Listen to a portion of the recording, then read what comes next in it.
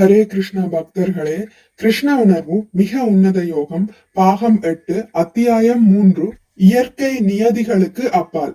இந்த பௌதிக உலகில் நமது மனதையும் புலன்களையும் நம்மால் அடக்க முடிவதில்லை. இதே வழியில் உனது புலன்களை ஈடுபடுத்து என்று மனது நம்மை தூண்டிக் கொண்டே இருக்கிறது. நாமும் அவ்வாறே அனுபவிக்கிறோம். புலன் திருப்தியே பௌதீக வாழ்க்கையாகிறது. இந்த புலன் திருப்தி வாழ்க்கையானது அநேக பிறவிகளில் நடைபெறுகிறது. பல வகையான வாழ்வில் வெவ்வேறு நிலைகளில் புலன் திருப்தி உள்ளது. நமது புலன்களை திருப்திப்படுத்துவதற்கு கிருஷ்ணர் நமக்கு முழு உரிமை கொடுத்திருக்கிறார். அந்த அளவுக்கு அவர் கருணை உள்ளவர். நாம் அனைவரும் கிருஷ்ணரின் ஒரு பகுதியாவோம்.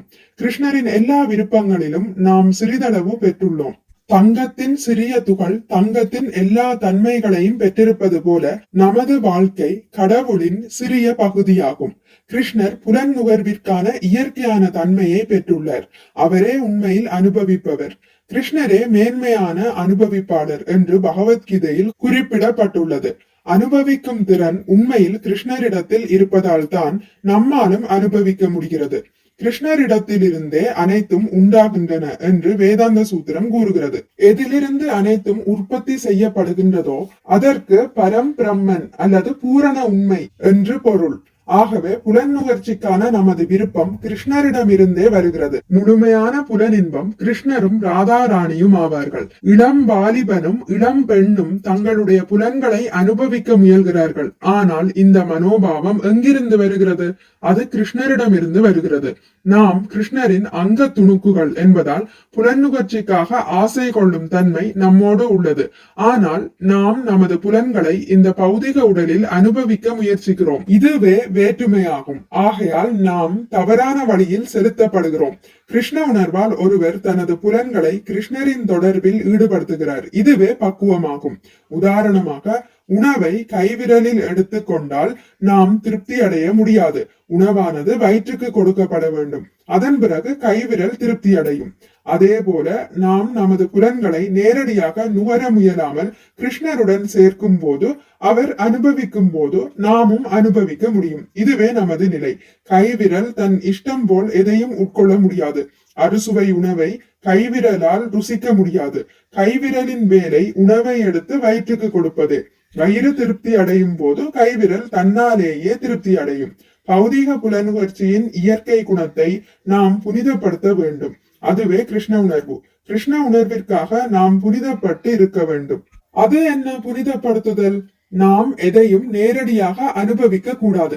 கிருஷ்ணரின் மூலமாகவே நாம் அனுபவிக்க வேண்டும். உதாரணமாக, நாம் சுவைமிக்க பிரசாதத்தை சாப்பிடுகிறோம். அதை நேரடியாக உட்கொள்ளாமல் கிருஷ்ணரின் மூலமாக ஏற்கின்றோம். முதலாவதாக கிருஷ்ணருக்கு அதை அர்ப்பணித்து விட்டு பிறகு பிரசாதமாக சாப்பிடுகிறோம். இதில் என்ன கஷ்டம்? எதுவும் இல்லை. நீங்கள் புனிதமடைவீர்கள். சாப்பிடும் முறை ஒன்றே.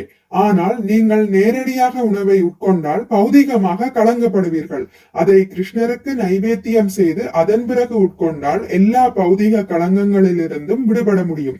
இது பகவத்கீதையில் விளக்கப்பட்டுள்ளது. கிருஷ்ணருக்கு நிவேதனம் செய்யப்பட்ட பிறகு பக்தர்கள் பிரசாதத்தை சாப்பிடுகிறார்கள். இதுவே யாகம் என்று அழைக்கப்படுகிறது. கிருஷ்ணர் அல்லது விஷ்ணுவுக்கு அளிக்கப்படும் அனைத்தும் யாகம் என்று அழைக்கப்படுகிறது. இந்த பௌதிக உலகத்தில் நாம் செய்கின்ற அனைத்து செயல்களிலும் நம்மை அறியாமல் சில வகையான பாவச் செயல்கள் உள்ளன.